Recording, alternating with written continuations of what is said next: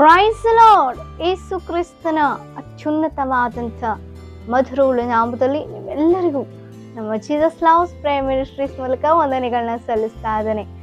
ದೇವರು ಕಳೆದ ತಿಂಗಳೆಲ್ಲ ನಮ್ಮನ್ನ ಕಾದು ಕಾಪಾಡಿ ಬಲಪಡಿಸಿ ನೂತನ ತಿಂಗಳಲ್ಲಿ ದೇವರು ನಮ್ಮನ್ನ ನಡೆಸಿದ್ದಾರೆ. ಆಮೇನ್, ಹಲ್ಲೆಲೂಯಾ. ಸೊ ಈ 5 ತಿಂಗಳು ನಮ್ಮನ್ನ ಪ್ರತಿ ವಿಚಾರದಲ್ಲಿ, ಪ್ರತಿ ಅನಾರೋಗ್ಯದಲ್ಲಾಗಿರ್ಬೋದು, ಪ್ರತಿ ಆರ್ಥಿಕ ಪರಿಸ್ಥಿತಿಗಳಲ್ಲಾಗಿರ್ಬೋದು, ಪ್ರತಿ ನಷ್ಟದಲ್ಲಾಗಿರ್ಬೋದು, ಪ್ರತಿ ಒಂದು ಬಿದ್ದು ಹೋದಂಥ ಸ್ಥಿತಿಯಿಂದಾಗಿರ್ಬೋದು, ದೇವರು ನಮ್ಮನ್ನು ಆಧರಿಸಿದ್ದಾರೆ, ಎಬ್ಬಿಸಿದ್ದಾರೆ, ಸೊ ಧೈರ್ಯಪಡಿಸಿದ್ದಾರೆ, ಆಧರಣೆ ಕೊಟ್ಟಿದ್ದಾರೆ, ಶಕ್ತಿ ಕೊಡ್ತಾ ಇದ್ದಾರೆ, ಕೊರತೆಗಳನ್ನು ನೀಗಿಸಿದ್ದಾರೆ. ಆಮೇನ್, ಹಲ್ಲೆಲೂಯಾ. ದೇವರಿಗೆ ಮಾತ್ರವೇ ಮಹಿಮೆ ಉಂಟಾಗಲಿ. ಕಳೆದ 5 ತಿಂಗಳು ನಾವು ಮುಗಿಸ್ಕೊಂಡು ಈ ನೂತನ ತಿಂಗಳು, ಸೊ ನೂತನ ತಿಂಗಳ ಮೊದಲನೇ ದಿನದಲ್ಲಿ ದೇವರು ನಮ್ಮನ್ನು ಸಜೀವವಾಗಿರಿಸಿರುವಾಗ ದೇವಾದಿ ದೇವರಿಗೆ ಸ್ತೋತ್ರವನ್ನು ಸಲ್ಲಿಸುತ್ತಾ, ದೇವರು ಈ 6ನೇ ತಿಂಗಳಿನಲ್ಲಿ ದೇವರು ನಮಗಾಗಿ ಏರ್ಪಡಿಸಿದ ವಾಗ್ದಾನವನ್ನು ನಾವು ಧ್ಯಾನಿಸೋ. ಈ ತಿಂಗಳೆಲ್ಲ ದೇವರ ವಾಗ್ದಾನ ಮೂಲಕ ನಮ್ಮನ್ನು ಬಲಪಡಿಸುತ್ತಾ ಆ ವಾಗ್ದಾನವನ್ನು ನಮ್ಮಲ್ಲಿ ನೆರವೇರಿಸಿ, ಸೊ ಆತನು ಮಹಿಮಕರವಾಗಿ ನಮ್ಮನ್ನು ನಿಲ್ಲಿಸಕ್ಕೆ ದೇವರು ಈ ನೂತನ ದಿನದಲ್ಲಿ, ನೂತನ ತಿಂಗಳಲ್ಲಿ ನಮ್ಮನ್ನು ನಡೆಸಿದ್ದಾರೆ. ಆಮೇಲೆ ಹಾಗಿದ್ರೆ ಈ ದಿನದ, ಈ 6ನೇ ತಿಂಗಳ ಮೊದಲನೇ ಈ ದಿನದ ವಾಗ್ದಾನವನ್ನ ನಾವು ಧ್ಯಾನಿಸೋಣ. ಯೋವೇಲನು ಬರೆದ ಗ್ರಂಥ 2ನೇ ಅಧ್ಯಾಯ 25ನೇ ವಚನ. ತಿಂದು ಬಿಟ್ಟ ವರುಷಗಳನ್ನು ನಾನು ನಿಮಗೆ ಕಟ್ಟಿಕೊಡುವೆನು. ಆಮೇನ್. ದೇವರಿಗೆ ಸ್ತೋತ್ರ.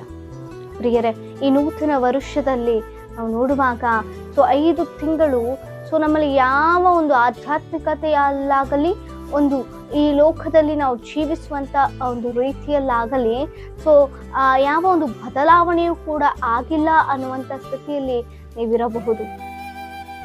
ಸೊ ನನ್ನ ಒಂದು ಜೀವನ ಹೀಗೆ ಇದೆಯಲ್ವಾ, ನನ್ನ ಪರಿಸ್ಥಿತಿ ಯಾವುದು ಮಾರ್ಪಟ್ಟಿಲ್ಲ ಅಲ್ಲ, ಇನ್ಯಾವಾಗ ಬದಲಾಗುವಂಥದ್ದು, ಸೊ ಇನ್ಯಾವಾಗ ನಾನು ವೃದ್ಧಿಯಾಗುವಂಥದ್ದು, ಇನ್ಯಾವಾಗ ನಾನು ಸಂತೋಷವಾಗಿರುವಂಥದ್ದು, ಸೊ ನನ್ನ ಪರಿಸ್ಥಿತಿ ಯಾವಾಗಲೂ ದುಃಖಕರವೇ ಆಗಿದೆಯಲ್ಲ, ನೆಮ್ಮದಿ ಇಲ್ಲದ ಪರಿಸ್ಥಿತಿ ನಂದಾಗಿದೆಯಲ್ಲ, ಇನ್ಯಾವಾಗಪ್ಪ ಈ ಬಿಡುಗಡೆ, ಇನ್ನು 5 ತಿಂಗಳು ಮುಗ್ದೇ ಹೋಯ್ತು, ತಿಂಗಳುಗಳು ಕಳೀತಾ ಇದೆ, ದಿನಗಳು ಕಳೀತಾ ಇದೆ, ಆದರೆ ನನ್ನ ಪರಿಸ್ಥಿತಿ ಮಾತ್ರ ಹಾಗೇ ಇದೆಯಲ್ಲ, ನನ್ನ ಬದುಕು ಹಾಗೇ ಇದೆಯಲ್ಲ, ನನ್ನ ಕುಟುಂಬದ ಸ್ಥಿತಿ ಹಾಗೆ ಇದೆಯಲ್ಲ,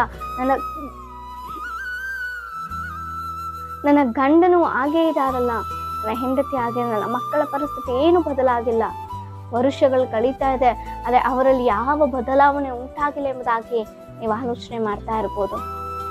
ಪ್ರಿಯರೇ, ಈ ನೂತನ ವರುಷದಲ್ಲಿ 5 ತಿಂಗಳು ಕಳೆದೇ ಹೋಯ್ತು, ಇನ್ಯಾವಾಗ ಬದಲಾವಣೆ?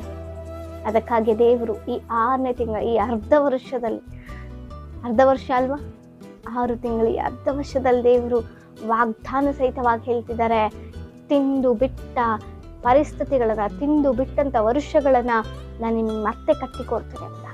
ಆಮೇನ್. ಎಸ್, ಯಾವ ಒಂದು ಸ್ಥಿತಿನ ನಾವು ತಪ್ಪಿ ಹೋಗಿದ್ವೋ, ಯಾವ ಒಂದು ಉನ್ನತವಾದಂಥ ಒಂದು ಗತ ವೈಭವದಿಂದ ನಾವು ದೂರವಾಗಿದ್ವೋ, ಸಂತೋಷದಿಂದ ನಾವು ದೂರವಾಗಿದ್ವೋ, ಸಮಾಧಾನದಿಂದ ನಮ್ಮ ಪರಿಸ್ಥಿತಿಗಳು ದೂರವಾಗಿತ್ತು, ಅದೆಲ್ಲವನ್ನ ದೇವರು ಮತ್ತೆ ತಿರುಗಿ ಒದಗಿಸಿ ಕೊಡ್ತಾ ಇರುವಂಥ ದೇವರಾಗಿದ್ದಾರೆ. ಅಸಮಾಧಾನ, ದುಃಖ, ವೇದನೆ, ಬೀಳುವಿಕೆ, ನಷ್ಟ, ಅವಮಾನ, ನಿಂದೆಗಳು, ಇದೆಲ್ಲವೂ ನಮ್ಮ ಜೀವನದಲ್ಲಿ ಹಾದು ಹೋಗ್ತಾ ಇರ್ಬೋದು. ಆದರೆ ದೇವರು ಹೇಳ್ತಾ ಇದ್ದಾರೆ, ಮೊದಲು ಗತ ವೈಭವದಲ್ಲಿ ದೇವರು ನಮ್ಮನ್ನು ನಡೆಸಲಿಕ್ಕೆ ಸಿದ್ಧರಾಗಿದ್ದಾರೆ. ಪ್ರಿಯರೇ, ಅದಕ್ಕೆ ತಿಂದು ಬಿಟ್ಟಂಥ ವರ್ಷ, ನಿಮ್ಮ ಸಂತೋಷ ತಿಂದು ಬಿಟ್ಟಂಥದ್ದಾಗಿರ್ಬೋದು, ನಿಮ್ಮ ಆರೋಗ್ಯ ತಿಂದು ಬಿಟ್ಟಂಥ ಸ್ಥಿತಿಯಲ್ಲಾಗಿರ್ಬೋದು, ನಿಮ್ಮ ಆರ್ಥಿಕ ಪರಿಸ್ಥಿತಿ ತಿಂದು ಬಿಟ್ಟಂಥ ಸ್ಥಿತಿಯಲ್ಲಾಗಿರ್ಬೋದು, ನಿಮ್ಮ ಗಂಡನ ಪರಿಸ್ಥಿತಿಯೋ, ಹೆಂಡತಿಯ ಪರಿಸ್ಥಿತಿಯೋ, ಮಕ್ಕಳು ಪರಿಸ್ಥಿತಿಯೋ, ಅಯ್ಯೋ ಮಕ್ಕಳು ಮೊದಲು ಎಷ್ಟು ಚೆನ್ನಾಗಿದ್ರು, ಹೋಗ್ತಾ ಹೋಗ್ತಾ ಈಗ ಲೋಕ ಸ್ನೇಹಿತರ ಸ್ನೇಹವನ್ನು ಮಾಡಿಯೋ, ಅಥವಾ ಇನ್ನೊಂದು ರೀತಿಯಾಗಿಯೋ ಅವರು ಸೊ ದಾರಿ ತಪ್ಪಿ ಹೋಗ್ತಾ ಇದ್ದಾರಲ್ಲ, ಸೊ ಯಾವಾಗಪ್ಪ ನನ್ನ ಮಕ್ಕಳು ಬದಲಾಗುವಂಥದ್ದು ಎಂಬುದಾಗಿ ತಂದೆ ತಾಯಿಗಳೇ, ನನ್ನ ಮಕ್ಕಳಿಗಾಗಿ ನೀವು ಕಾದುಕೊಂಡಿರಬಹುದು. ಅದೇ ದೇವರು ಹೇಳ್ತಿದ್ದಾರೆ, ಗತ ವೈಭವದಲ್ಲಿ ಮತ್ತೆ ದೇವರು ನಡೆಸಲಿಕ್ಕಿದ್ದಾರೆ. ಯಾವ ಮಕ್ಕಳು ಒಳ್ಳೆಯವರಾಗಿ ನೀವು ನೋಡಿದ್ರು ಅಂಥ ಮಕ್ಕಳಾಗಿ ದೇವರು ಬದಲಾಯಿಸಲಿಕ್ಕೆ ಶಕ್ತನಾಗಿದ್ದಾರೆ. ಪ್ರಿಯರೇ, ದುರಭ್ಯಾಸಗಳು, ಅಯ್ಯೋ ಮೊದಲು ಅಭ್ಯಾಸ ಇಲ್ಲ, ಇತ್ತೀಚೆಗೆ ಇದು ಹೆಚ್ಚಾಗಿದೆ ಅಲ್ವಾ, ಇದು ಹೇಗೆ ಕಲ್ತ್ಕೊಂಡು ಇದರಿಂದ ಯಾವಾಗಪ್ಪ ಇವರಿಗೆ ಬಿಡುಗಡೆ ಎಂಬುದಾಗಿ ನೀವು ಎದುರು ನೋಡ್ತಾ ಇರ್ಬೋದು. ಅದಕ್ಕಾಗಿ ಹೇಳ್ತಾ ಇದ್ದಾರೆ, ತಿಂದು ಬಿಟ್ಟಂತ ವರ್ಷಗಳನ್ನ ನಾನು ಕಟ್ಟಿಕೊಡ್ತೇನೆ, ಗತ ವೈಭವದಲ್ಲಿ ನಾನು ನಿಮ್ಮನ್ನು ನಡೆಸ್ತೇನೆ ಎಂಬುದಾಗಿ ದೇವರು ವಾಗ್ದಾನ ಮಾಡ್ತಾ ಇದ್ದಾರೆ. ನೀವು ನಂಬೋದೇ ಆದ್ರೆ ಈ ಅರ್ಧ ವರ್ಷದ 6ನೇ ತಿಂಗಳಿನಲ್ಲಿ ದೇವರ ಒಂದು ಅದ್ಭುತ ಕಾರ್ಯವನ್ನು ಜೀವಿತದಲ್ಲಿ ನಡೆಸಿ ಒಂದು ಉನ್ನತವಾಗಿ ದೇವರ ಮಹಿಮಾ ಕಾರ್ಯವಾಗಿ ಈ ವಾಗ್ದಾನ ನಿಮ್ಮ ಜೀವಿತದಲ್ಲಿ ನೆರವೇರಿಸಿ ನೀವೇ ಹೇಳ್ತೀರಾ, ಹೌದು ನನ್ನ ಅಸಮಾಧಾನ, ನನ್ನ ಅನಾರೋಗ್ಯ ಪರಿಸ್ಥಿತಿಗಳು ಎಲ್ಲವೂ ಬದಲಾಯಿತು, ನನ್ನ ಆರ್ಥಿಕ ಪರಿಸ್ಥಿತಿಗಳು ಬದಲಾಯಿತು, ಗತ ವೈಭವದಲ್ಲಿ ದೇವರು ನಡೆಸಿದ್ರು ನನ್ನ ಕುಟುಂಬವನ್ನ, ಸಂತೋಷ ಕಳ್ಕೊಂಡೆ, ಸಮಾಧಾನ ಕಳ್ಕೊಂಡೆ, ನೆಮ್ಮದಿ ಕಳ್ಕೊಂಡೆ. ಸೊ ಎಲ್ಲವೂ ಅನುಕೂಲತೆಗಳನ್ನ ಕಳೆದುಕೊಂಡು ಯಾವ ಮಾರ್ಗವೂ ಇಲ್ಲದೆ ನಾನು ಜೀವಿಸುವಾಗ ದೇವರು ಮತ್ತೆ ಆ ಮಾರ್ಗದಲ್ಲಿ ದೇವರು ನನ್ನ ನಡೆಸಿದ್ರು, ಸಂತೋಷ ಕೊಟ್ಟರು, ಸಮಾಧಾನ ಕೊಟ್ಟರು, ನೆಮ್ಮದಿ ಕೊಟ್ಟರು ಎಂಬುದಾಗಿ ನೀವು ಹೇಳುವ ರೀತಿಯಲ್ಲಿ ದೇವರು ನೆರವೇರಿಸಲಿಕ್ಕೆ ಶಕ್ತರಾಗಿದ್ದಾನೆ.